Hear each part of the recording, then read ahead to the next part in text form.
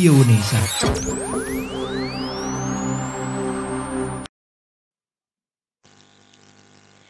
Radio Unesa, informasi edukasi dan prestasi. Halo rekan Unesa, apa kabar? Mudah-mudahan kabar selalu sehat, selalu bahagia. Dan untuk Anda semuanya, Tia hadirkan informasi yang cukup menarik. Dan kalau biasanya kalau kita mau jajan itu kan ya, ada tulisannya halal. Nah, ini penting untuk kita terutama yang untuk mengkonsumsi beberapa jenis makanan kita harus lebih selektif. Nah, hari ini Tia hadirkan satu sosok yang akan menjelaskan begitu banyak terkait dengan kegiatan beliau di Halal Center. Nah, sebelumnya Halal Center ini adalah salah satu pusat studi yang berada di bawah lembaga penelitian dan pengabdian kepada masyarakat. Dan yang hadir di studio Radio Unesa adalah Dr. Nuni Herdiastuti MSI. Beliau adalah Kapus Halal Unesa LPPM. Halo Ibu, Assalamualaikum. Waalaikumsalam Mbak Tiar. Apa kabar Ibu? Alhamdulillah sehat. Mbak Tiar sehat nggih. Alhamdulillah, luar biasa bisa bertemu langsung dengan Bu Nuni gitu ya. Terima kasih. Karena selama ini saya cuma bisa lihat dari profil picture-nya Prof Mustaji. Baik, Ibu mudah-mudahan hari ini kita bisa banyak sekali mendapatkan informasi untuk rekan Unesa juga terkait dengan keberadaan Halal Center. Sebetulnya Halal Center ini apa sih Ibu? Ya, terima kasih. Halal Center atau Pusat Kajian Halal itu merupakan salah satu pusat yang ada di LPPM Unesa. Dan ini merupakan pusat yang baru ya, karena baru ada di Unesa ini tahun 2019, sekitar bulan Februari.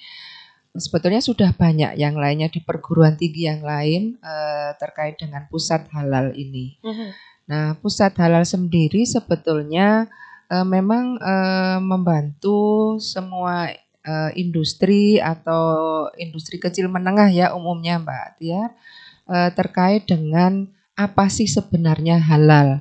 Makanan yang halal itu yang seperti apa? Betul. Ya, tetapi tidak hanya terkait dengan harus halal saja yang produk-produk, tapi kita sebetulnya juga berperan pada penelitian, pengabdian masyarakat terkait dengan halal. Saya sudah beberapa kali Mbak Tiar terkait dengan pengabdian ini juga di jurusan itu atau di fakultas ke beberapa pelaku usaha utamanya pangan begitu, beberapa di Madura juga di Banyuwangi itu terkait dengan mengenalkan atau sosialisasi terkait dengan produk halal begitu. Ya. Kemudian keberadaan pusat halal sendiri di Unesa selain yang Ibu jelaskan, nantinya arahnya ini akan ke masyarakat atau ke Unesa secara internal? Ya. Untuk saat ini sebetulnya keinginan kami, cita-cita kami itu karena kita punya kantin, food court ada di mana-mana, sangat banyak di semua fakultas itu punya. Kalau di Ketintang terpusat di food court, kami ingin menjadikan kantin Unesa itu adalah kantin yang halal begitu. Ya, seperti ikon bahwa kalau masuk atau makan di kantin Unesa itu orang sudah tidak ragu lagi. Betul. Nyaman dan aman Mbak Tia. Tetapi sekali lagi karena kondisi pandemi yang kemarin itu kita sudah melakukan sosialisasi, sebetulnya ada kelanjutannya sampai pengurusan sertifikasi halal secara bertahap. Tetapi ini kemarin masih terpending, kita masih sampai pada pemetaan bahan-bahan yang ada di food court. Insya Allah nanti tahun depan akan kami lanjutkan lagi. Jadi intinya saya sebenarnya ada dengan Bu Nugrahani Astuti itu yang dari Tata Boga, beliau adalah sekretaris pusat halal. Ini kami gencar untuk sebelum kita melangkah lebih jauh keluar, kita ingin di internal kita itu menjadi ikon halal di internal sendiri di Unesa, maksud saya seperti kantin-kantin yang ada di beberapa perguruan tinggi yang lain begitu Mbak. Artinya ini menjadi syarat khusus atau membaca kebutuhan di tengah-tengah perguruan tinggi di mana lembaga ini harus berdiri begitu. sesuai dengan kegiatan yang sudah dijelaskan. Karena saya pikir kalau untuk halal saja itu banyak yang meliputi gitu Bu, atau termasuk kayak bahan, kemudian apa saja kemudian yang bisa masuk kategori atau aktivitas di pusat halal itu sendiri. Ya, sebetulnya selain yang saya sampaikan tadi, karena kita tugasnya mendampingi ya sebagai pendamping terkait produk halal, karena pemerintah kan ini sudah tidak bisa ditawar lagi, semua produk makanan itu harus mempunyai sertifikat halal. Nah, kami tidak ingin para pelaku usaha ini nanti jatuh hanya karena tidak mempunyai sertifikat. Itu yang jadi keinginan kami. Yang kedua, karena perguruan tinggi itu juga dituntut oleh pemerintah untuk menjadi lembaga pensertifikasi halal atau LPH yang boleh didirikan oleh perguruan tinggi atau lembaga masyarakat yang terkait dengan halal begitu. Ya. Nah, selain itu memang seperti yang saya sebutkan tadi ya, selain ke pendidikan kami juga masuk ke pengabdian dan penelitian. Di jurusan kimia, insya Allah untuk semester 5 itu saya sudah memasukkan ke mata kuliah Mbak. Jadi untuk sosialisasi biar semua itu paham dan tahu sebetulnya halal itu yang seperti apa begitu. Iya, betul. Jadi menjadi suatu mata kuliah yang bisa diambil karena terkait dengan kurikulum Merdeka Belajar ini ya Mbak, itu nanti bisa diambil oleh seluruh mahasiswa yang ada di UNESA tanpa syarat. Artinya tidak harus menempuh mata kuliah ini itu enggak. Tapi memang kita ingin sebagai bagian dari sosialisasi kami bahwa seperti apa sih halal itu. Ya. Betul sekali. Ini seperti sekali mendayung dua pulau terlampaui. Tapi ini kemudian berarti UNESA menjadi LPH gitu ya. Ini apakah arahnya nanti dalam bentuk komersil atau kembali kepada pengabdian masyarakat, karena pengabdian berarti mendampingi saja atau seperti apa? Memberikan bentuk edukasi atau pelatihan. Kalau yang bentuk edukasi itu adalah tugasnya pusat halal Mbak.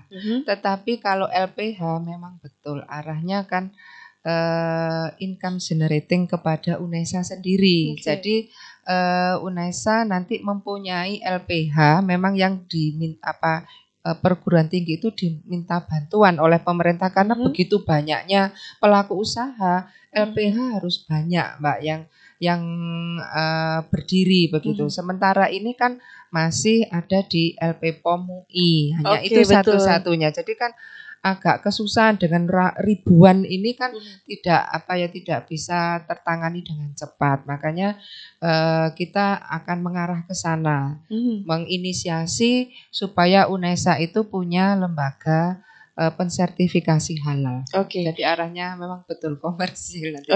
Tapi artinya ini menjadi sebuah alternatif jalan bagaimana untuk pelaku usaha ini nggak susah, atau untuk bisa bagaimana mereka membuka usaha ini sudah mengantongi sertifikat halal gitu ya.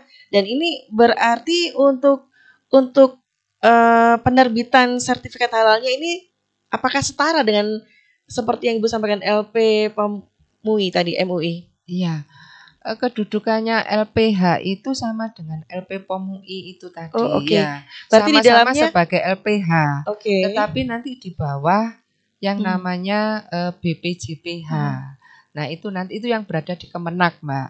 Nah, kita ini sebagai kepanjangan tangan dari Kemenak itu tadi untuk melakukan sertifikasi. Begitu. Jadi ini menjawab pertanyaan bahwa nantinya jangan khawatir untuk biasanya orang itu kan kalau bukan yang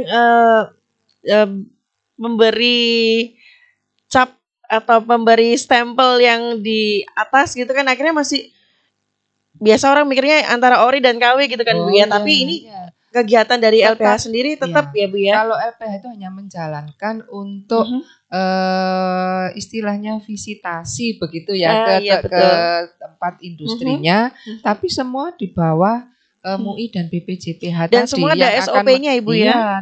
Jelas ya. Sertifikat itu tidak akan sah kalau bukan dari BPJPH Kemenak tadi atau dari MUI tadi Mbak. Jadi betul-betul ada ada tingkatan, ada panduan yang harus Iya, dilakukan. Jadi kemudian betul. sampai akhirnya muncul atau terbitnya sertifikat halal itu Iya, sendiri. betul. Nggih. Dan memang ini akhirnya juga orang akan berpikir apakah atau step mana yang saya lakukan ketika saya akan mendaftarkan atau mendapatkan sertifikat halal gitu. Apakah di pusat halal juga sudah ada bentuk-bentuk tahapan atau siapa saja kan yang nantinya menjadi apa ya Bu ya? Menjadi teman atau menjadi pendamping Iya. untuk itu. Apakah dimulai dari pengusaha startup yang akan bisnis kuliner atau yang sudah bigger, yang sudah besar tetapi belum bersertifikat halal? Iya. Semua Mbak, ini tidak hanya perusahaan yang besar atau yang sudah mapan begitu enggak, tapi memang ini hukumnya wajib bagi semuanya. Jadi bagi pelaku kecil, menengah dan besar itu semua hukumnya wajib begitu untuk melakukan sertifikasi halal. Dan itu sudah ada step-stepnya yang sudah jelas, tinggal melihat di web saja, nanti mendaftar. Dan tapi memang kami akan, kalau memang kami diminta untuk mendampingi, kami siap. Seperti yang saya sampaikan tadi, memang perlu pendamping atau istilahnya penyelia. Dan penyelia itu harus sudah melalui uji kompetensi. Alhamdulillah untuk kami semua yang ada di pusat halal itu, di tahun pertama kemarin kita pendirian itu, saya berupaya untuk semua mengikuti pelatihan sebagai penyelia dan alhamdulillah sudah mempunyai sertifikat sebagai penyelia yang sudah teruji kompetensinya. Begitu. Jadi ini bisa digunakan nantinya. Artinya tidak dipertanyakan kegiatannya atau keberadaannya untuk melakukan aktivitas seperti itu gitu Bu ya. Iya. Oke. Selama ini dari awal berdiri mungkin walaupun baru Bu ya 2019 sampai 2020. Apakah memang sudah ada agenda-agenda yang sudah tersusun di Halal Center? Iya, cukup banyak Mbak kegiatan yang kami lakukan itu. Yang pertama kami melakukan sosialisasi ke para pelaku usaha di kantin ya, itu yang karena memang tujuan kami itu ke kantin. Yang itu masih sudah di kita lingkung UNESA ya Ibu ya? Ya, di Ketintang maupun di Lidah ini semua sudah mengikuti sosialisasi. Dalam bentuk apa Ibu sosialisasinya? Edaran atau kita undang langsung ya, kita berikan pelatihan terkait makanan sehat dan halal itu seperti apa. Terus kenapa kok harus melakukan sertifikasi halal? Karena selama ini mereka melakukan juga dapatnya halal gitu Bu ya. Mereka selalu mengatakan kita ini loh Bu, orang enggak pakai sertifikat saja sudah laku. Nah, seperti tapi ada bahan-bahan yang harus diperhatikan. Jadi itu butuh edukasi kepada mereka itu. Iya betul. Ini terkait mindset berarti Ibu ya? Iya, ya memang sebenarnya mereka juga tahu, sudah tahu. Kadang-kadang tapi yang tadi terkait dengan logo itu kalau halal itu bukan hanya sekedar hak lam itu ya Mbak. Nah, itu harus ada logo. Saya juga menunjukkan logo yang halal itu yang seperti ini, ada lingkaran biru, lingkaran hijau, di situ ada tertulis untuk saat ini ya, Majelis Ulama Indonesia, kemudian di situ ada nomornya.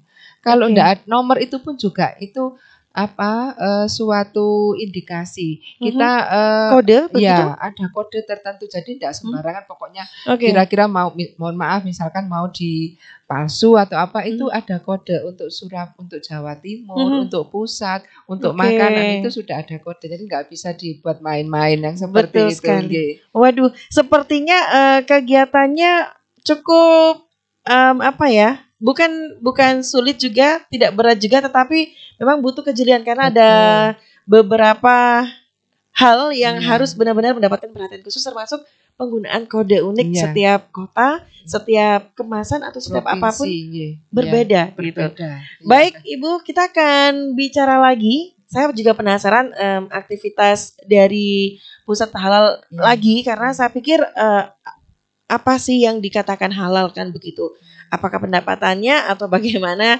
Nanti kita akan bertanya kembali kepada Ibu Nuni ya di segmen yang kedua, masih tetap di Bincang UNESA Profil Lembaga.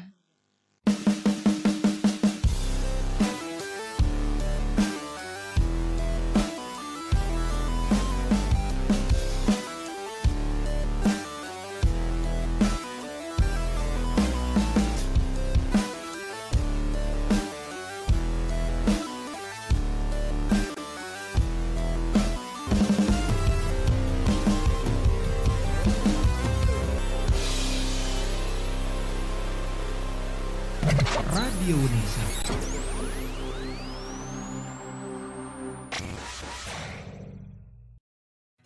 Radio Unesa, informasi edukasi dan prestasi hadir sejak 13 Februari 2020 bertepatan dengan Hari Radio Sedunia. Radio Unesa memenuhi kebutuhan informasi seluruh sivitas akademika Unesa dan masyarakat. Melalui informasi edukasi hingga hiburan disajikan selama 24 jam non-stop. Rekan Unesa bisa mendengarkan via streaming di radiounesa.com atau www.unesa.ac.id. Secara audiovisual juga bisa disimak di kanal YouTube Radio Unesa. Langsung saja download aplikasi Radio Unesa di Play Store dan jadikan Radio Unesa teman beraktivitas Anda. Inilah Radio Unesa, informasi edukasi dan prestasi.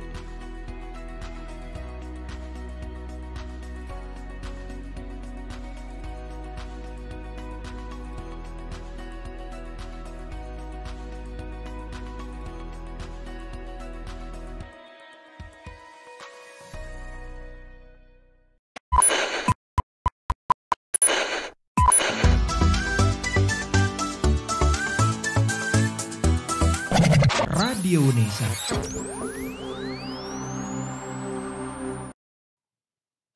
Masih di studio Radio Unesa, saya masih bersama dengan Dr. Nuni Erdiastuti MSI. Beliau adalah Kapus Halal Unesa, LPPM Unesa yang mengkaji terkait dengan keberadaan Halal Center ini di Unesa, dan beliau juga masih aktif mengajar di kimia gitu ya, di FMIPA. Baik, kembali lagi ke Bu Nunik. Tadi kan kita di segmen yang pertama Ibu sudah menjelaskan terkait dengan adanya LPH, kemudian aktivitas sendiri. Kalau membahas seputar aktivitas tentu banyak ya Bu ya. Di Halal Center sendiri aktivitasnya mungkin bisa diinformasikan lagi di rekan Unesa, Ibu. Nah, terkait aktivitas yang sudah kami lakukan, selain yang sudah saya sebutkan tadi, ada juga kita sosialisasi ke peneliti. Karena peneliti itu luarannya yang diminta itu salah satunya adalah kalau sudah ke produk ya, jadi ada penelitian yang hasilnya harus suatu produk. Nah, produknya itu salah satunya harus tersertifikasi halal. Nah, itu kadang mereka juga masih mengalami kebingungan. Nah, beberapa waktu yang lalu kami mengundang semua peneliti yang terkait dengan produk makanan dan kosmetik. Ya, itu kita berikan sosialisasi. Memang kami mengambil narasumber juga dari luar untuk memberikan wawasan terkait dengan halal itu seperti apa, kemudian bagaimana pengurusan halal tersebut. Nah, itu ada 2 atau 3 yang sudah menindaklanjuti itu. Kami juga membantu untuk melantarkan ke ini bagaimana cara pengurusan produk halal. Ya, beberapa form dan sudah kita berikan begitu. Tapi memang beliau tidak mungkin sudah, kalau peneliti kan mungkin beda ya Mbak ya dengan pelaku IKM begitu kan. Nah, itu mungkin sudah agak banter jalannya begitu. Alhamdulillah sudah mulai melakukan pengurusan. Asalkan syaratnya memang harus punya PIRT. PIRT, Ya, oke. Kemudian Berarti juga ini punya kalau merek. PIRT di tingkat menengah itu sudah ada pastinya Bu ya? Bisa, yang industri kecil saja Betul, sudah, ya industri sudah rumah selalu tangga, ya gitu kan? bisa. Itu sudah melakukan pengurusan itu. Dan kemudian kita juga melakukan kerjasama. Kita punya forum ya istilahnya di Jawa Timur ini, pegiat halal di Jawa Timur itu pesertanya adalah semua perguruan tinggi yang mempunyai pusat halal, dan juga beberapa lembaga yang punya concern ke halal begitu. Jadi kita sudah melakukan konsorsium 2 kali. Yang kedua yang kemarin berada di Malang itu untuk yang membicarakan program-program kita begitu ya. Itu yang dihasilkan ya Bu ya? Konsorsiumnya, hasil-hasilnya. Iya, betul. Terus ini beberapa waktu yang lalu kemarin tuh kita juga diminta kebetulan dari Dinas Perindustrian dan Perdagangan Nganjuk, Mbak. Itu ya, Disperindak Nganjuk itu meminta kita untuk mendampingi IKM untuk pengurusan sertifikat halal. Jadi itu program mereka yang sudah sampai pada pengurusan PIRT dan merek. Jadi mereka sudah punya IKM PIRT. ini apa Ibu? Industri kecil menengah. Industri kecil Ya. menengah. Jadi cukup banyak. Di sana itu ribuan, Mbak. Ya, pelaku Oke. IKM-nya itu kemarin ada 100 IKM yang dipilih oleh Kadin sana. Nah, kita diberikan kesempatan untuk memberikan sosialisasi apa sih, ya kembali lagi apa halal dan mengapa perlu dihalalkan. Betul. Terus bagaimana pengurusannya, kita itu nanti harus seperti apa pada saat, bahkan saya menjelaskan sampai ke bahan-bahannya begitu. Nah, apa yang harus dipersiapkan, apa yang harus dilengkapi dengan dokumen-dokumen apa begitu. Misalkan sepele, misalkan dari produk sana kan ikonnya berambang goreng itu ya Mbak, kalau Nganjuk itu. Nah, itu sebenarnya berambangnya tidak apa-apa, wong itu bahan nabati, artinya bahan alami yang tidak mempunyai efek apapun begitu. Atau bisa dikatakan bahan yang alami. Tapi karena digoreng dengan minyak goreng, nah istilahnya minyak goreng itu titik kritisnya. Nah, itu minyak goreng itu harus punya sertifikat halal. Atau saya selalu memberikan kemudahan bagi mereka, ndak usah bingung nanti cari sertifikatnya. Saya kalau ndak goreng, ndak mau milih minyak goreng, ndak ada sertifikatnya, ndak jadi goreng nanti. Betul. Nah, terus bagaimana Bu? Pokoknya pilih saja minyak yang sudah ada logonya halal, bukan yang seperti saya katakan tadi, bukan hak lam-lam tapi logonya hijau seperti ini. Kita berikan pengertian, oh iya berarti boleh, nanti kita bantu untuk menelusur nomornya berapa, karena memang berkaitan dengan nomor, masa berlaku dan sebagainya begitu. Nah, dari hal yang sederhana saja sebetulnya dari minyak saja gitu ya, minyak goreng ya. Saya bahkan juga tinggal ambil begitu saja, apalagi kalau sudah itu menjadi brand atau sudah dipromosikan di media manapun, itu yang saya ambil.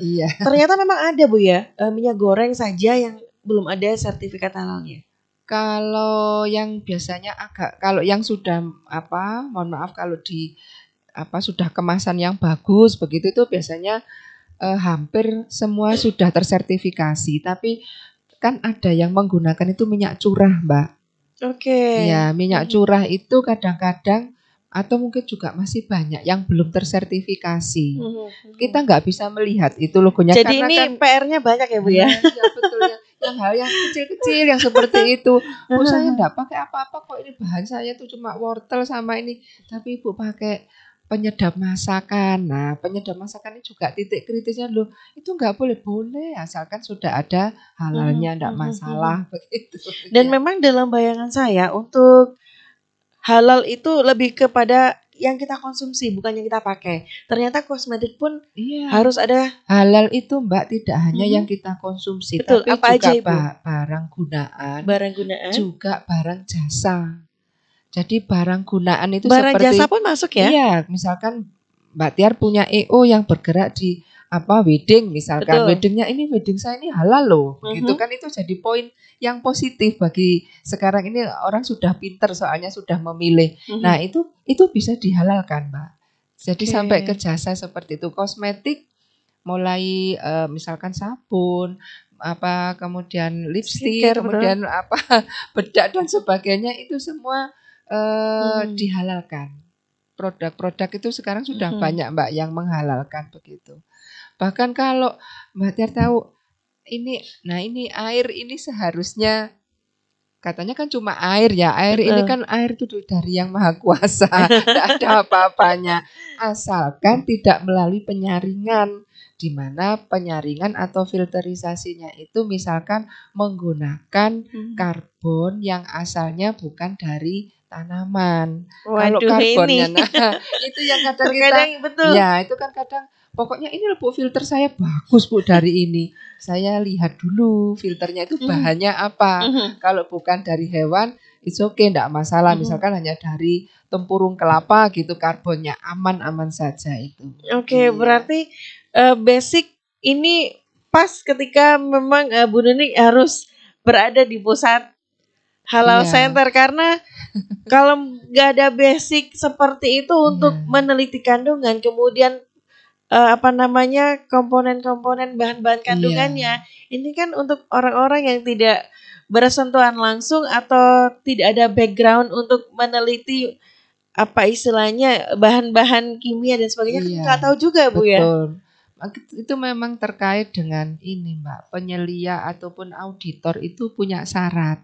Jadi auditor itu backgroundnya itu dibatasi, jadi tidak bisa, mohon maaf kalau dari Soshum begitu tidak bisa, dari Saintek itu pun juga dibatasi, hanya dari kimia, dari biologi, kemudian pertanian begitu. Jadi karena nanti bersentuhan dengan bahan-bahan yang seperti itu tadi. Nah, betul Kadang kalau sekali. melihat farmasi, mohon maaf saya ini orang kimia, tapi kalau berkaitan dengan bahan-bahan kimia yang ada di farmasi saya agak awam, Mbak. Jadi kalau itu bukan orang farmasi tidak akan paham Betul, begitu. betul. Nggih. Jadi mungkin terkait dengan bahan-bahan racikannya Ya, atau ya. apapun gitu ya Bu ya. Ya, jadi nanti ditambahkan ini Bu, saya tambahkan sedikit saja. Sedikit pun Pak, itu kalau namanya haram tetap haram begitu. Betul. Ini Setetes juga saja, menjadi ya. edukasi awal gitu ya Ya. bagi masyarakat awam seperti saya pun yang akhirnya memang ternyata apapun yang harus masuk ke tubuh kita itu harus betul-betul halal gitu ya. Mungkin bukan pada segi komersialnya saja, tapi lebih pada kebermanfaatan dalam tubuh kita. Iya, betul. Seperti itu. Jadi makanya kan saya katakan kenapa sih kok harus menghalalkan? Iya, betul. Karena kita itu punya kewajiban untuk melindungi hak umat muslim yang ada di Indonesia. Karena di Indonesia itu banyak sekali. 87% itu kan muslim. Nah, itu punya hak untuk mendapatkan sesuatu yang halal begitu. Nah, sekarang juga para konsumen juga sudah pintar semua untuk memilih itu, Mbak. Ya. Betul sekali. Kemudahan informasi, kemudian bagaimana mereka kembali lebih jeli untuk menggunakan apapun yang akan mereka pakai gitu ya. Kemudian ini kan banyak ya Bu ya pekerjaannya. Iya. Bu Nun ini dibantu siapa? Nanti saja dijawab ya Bu di segmen yang ketiga. Kita penasaran sebegitu banyak pekerjaan ini untuk seorang Ibu Nuni, apakah tidak capek? Ternyata ada temannya. Setelah yang satu ini di segmen yang ketiga jawabannya untuk Anda.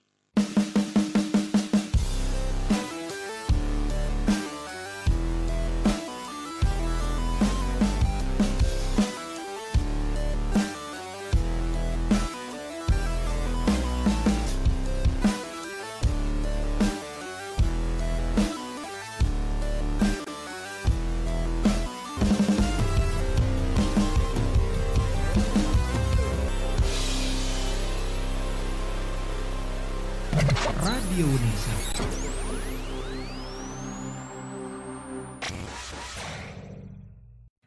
Radio Unesa, informasi edukasi dan prestasi hadir sejak 13 Februari 2020 bertepatan dengan Hari Radio Sedunia. Radio Unesa memenuhi kebutuhan informasi seluruh sivitas akademika Unesa dan masyarakat. Melalui informasi edukasi hingga hiburan disajikan selama 24 jam non-stop. Rekan Unesa bisa mendengarkan via streaming di radiounesa.com atau www.unesa.ac.id.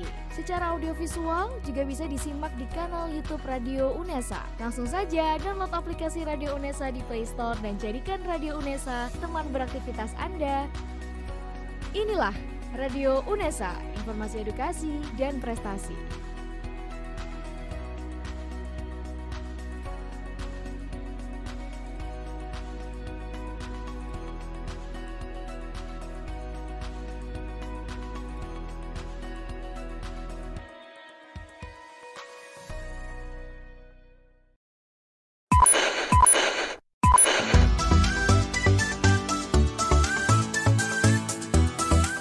Radio Unesa.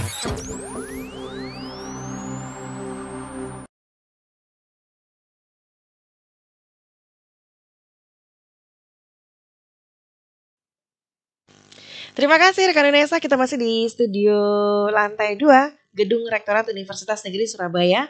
Masih bersama dengan Dr. Nuni Ardiasuti MSI. Di segmen yang ketiga ini kita juga masih akan membahas terkait dengan aktivitas beliau di Halal Center karena beliau sebagai kepala pusatnya.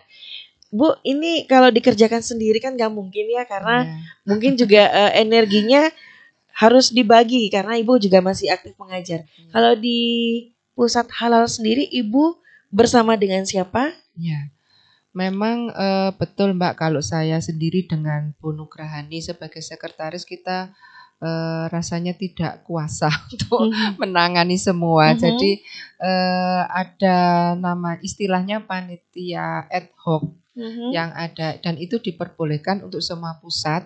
Kami boleh mengambil beberapa teman untuk membantu kegiatan kami.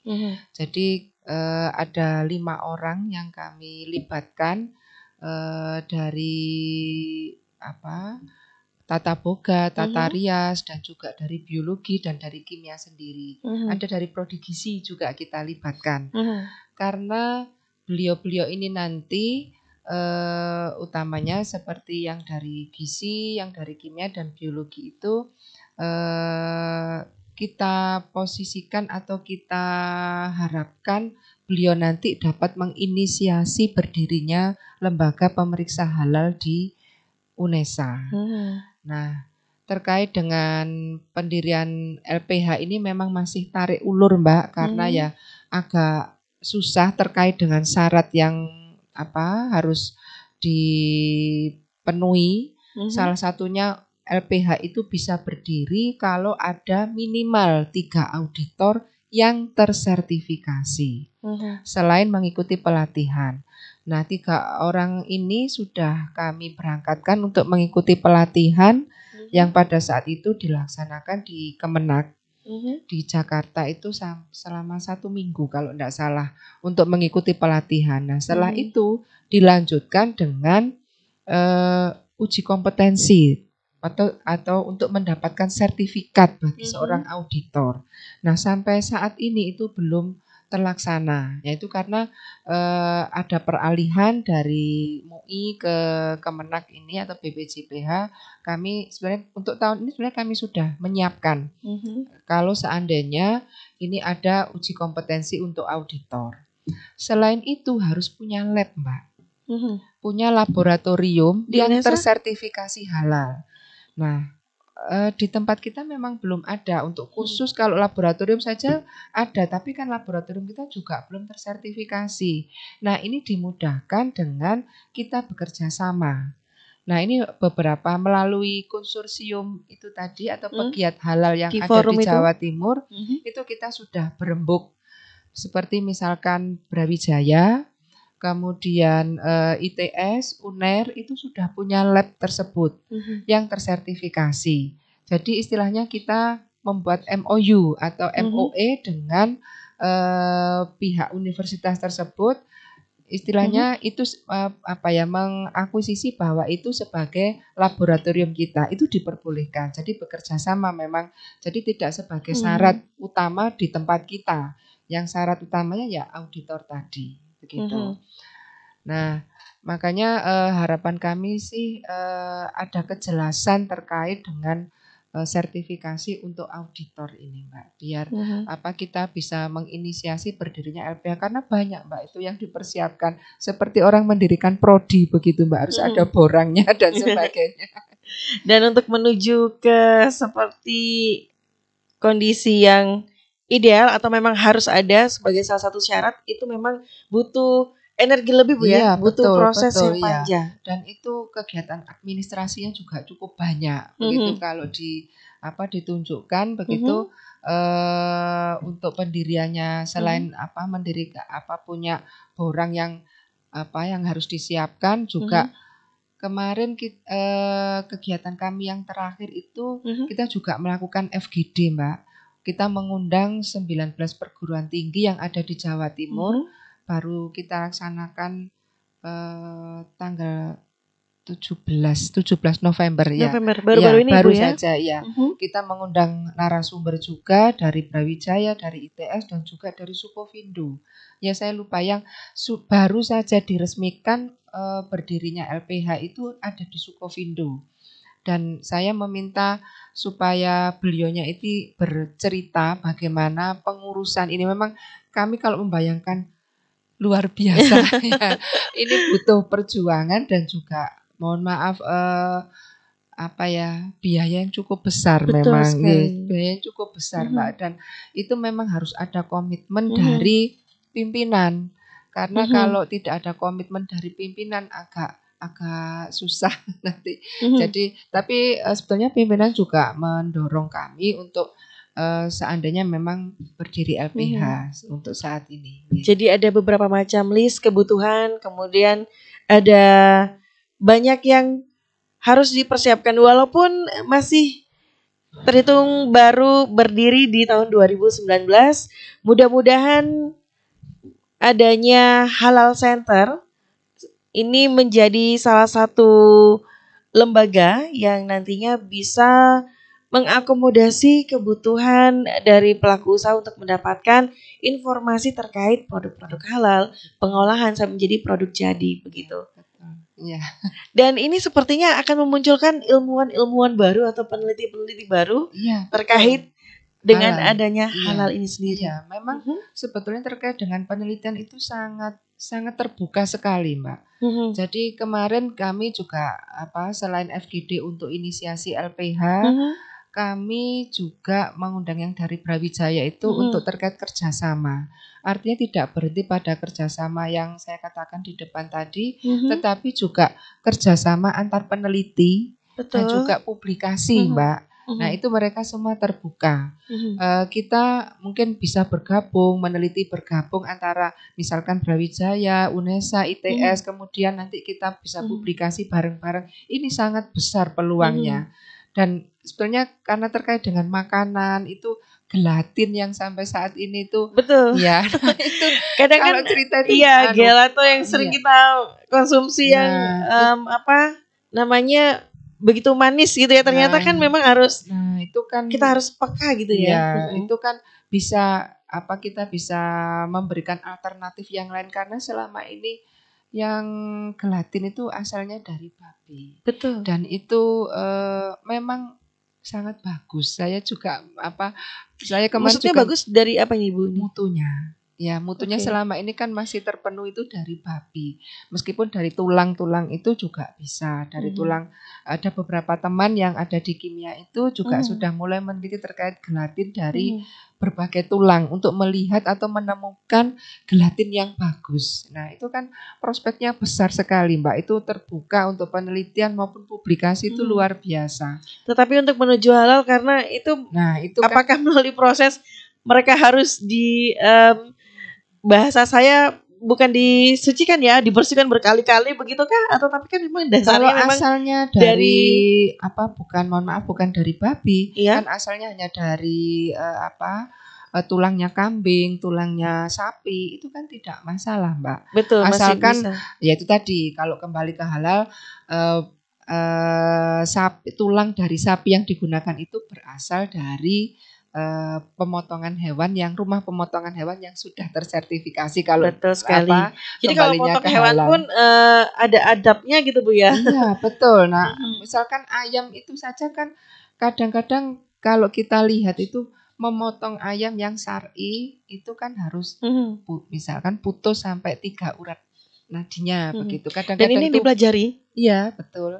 Kalau semua auditor juga diberi pelatihan yang seperti itu, Mbak. Yang saya dulu enggak tahu itu jadi tahu ya. Ternyata seperti itu. Kalau enggak putus 3 urat nanti kan dianggap bangkai begitu. Nah, itu enggak boleh. Enggak boleh kita konsumsi. Dan sesuatu yang haram masuk ke tubuh kita nantinya juga tidak bagus gitu Bu ya. Tidak memberikan manfaat yang bagus. Betul sekali. Waduh, ini apakah juga termasuk seperti kopi yang sempat menjadi isu jangan konsumsi kopi karena ini berasal dari luwak. Iya betul, dari kotorannya. Padahal dibersihkan, memang sengaja diberikan biji seperti itu. Apakah itu juga menjadi ranah? Iya, betul. Kalau yang itu juga termasuk disertifikasikan, Mbak, yang kopi luwak, begitu ya.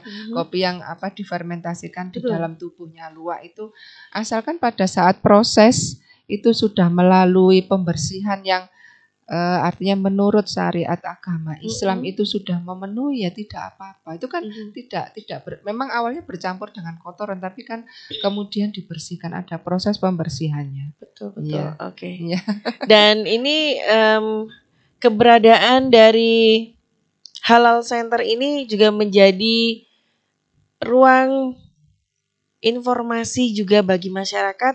Kalau masyarakat hanya diberikan informasi cuman sedikit tanpa ada penjelasan lagi, nantinya kan malah seperti yang tadi Ibu sampaikan. Loh, saya kan nggak bisa jual nanti. Iya. Sebagaimana saya memulai sebuah usaha, kalau tidak diberikan pendampingan juga Iya, akhirnya betul. mereka belum tahu gitu kan, dan mereka juga tidak tahu bagaimana manfaatnya dan langsung putus asa begitu Iya. kan ya. Kemudian di penghujung perbincangan kita, Ibu mungkin Iya. ada yang ingin disampaikan terkait dengan keberadaan pusat halal di UNESA dan juga di masyarakat, harapan kedepannya seperti apa, Ibu? Iya. Harapan kami dari pusat halal di UNESA khususnya dapat menjadi suatu lembaga yang dapat membantu masyarakat pada umumnya terkait dengan memang kami mendukung terkait peraturan pemerintah terkait produk halal karena itu kembalinya juga kepada kita semua umat semua. Jadi harapan kami bisa diterima masyarakat, bisa membantu masyarakat terkait dengan produk halal ini, Mbak. Mungkin itu saja. Baik, luar biasa perbincangan kita hari ini bersama dengan Dr. Nuni Herdiastuti MSI, Kapus Halal Center UNESA, LPPM UNESA. Dan mudah-mudahan dari lembaga yang baru ini akan muncul banyak sekali kegiatan yang lebih bermanfaat ke depannya. Semuanya diberikan kesehatan, karena di tengah pandemi masih harus beraktivitas. Mudah-mudahan pandemi segera berakhir. Dan untuk kebutuhan seperti lab, kemudian person-personnya mudah-mudahan juga bisa menambah semangat di Pusat Halal UNESA. Amin, amin. Dan memang rekan UNESA, kalau kita bicara halal saja tidak cukup ketika kita tidak mengetahui prosesnya, bagaimana cara mendapatkannya, kandungannya, begitu ya. Ketika kita tahu, mudah-mudahan sesuatu yang halal ini bisa bermanfaat buat diri kita dan juga orang lain. Matur nuwun rawuhipun. Ya, sama-sama Mbak. Saya juga salam terima buat- kasih sudah diundang ke sini. Iya, di tengah kondisi Surabaya yang hujan gitu ya, petir menggelegar. Mudah-mudahan tidak mematahkan semangat Ibu untuk beraktivitas, Insya untuk Allah, memberikan iya. yang terbaik Iya. yang Ibu miliki. Insya Allah Salam tetap saya semangat. buat Prof. Mustaji juga, Insya Allah Ibu saya dan juga sampaikan. rekan-rekan. Iya. Sehat-sehat selalu. Terima kasih sekali lagi. Iya. Dan rekan UNESA, perbincangan kita juga cukup menarik untuk Anda yang selalu penasaran dengan apa saja informasi terkait kegiatan di Universitas Negeri Surabaya. Boleh untuk selalu stay tune di www.radiounesa.com. Kemudian di Spotify-nya bisa dinikmati juga podcast kami dan di YouTube channel Radio UNESA. Saya Tia Eser pamit undur diri bersama Dr. Nuni Herdiastuti MSI. Wassalamualaikum warahmatullahi wabarakatuh. Mohon maaf lahir batin Ibu jika ada yang kurang terima berkenan. kasih. Sehat-sehat. Ya.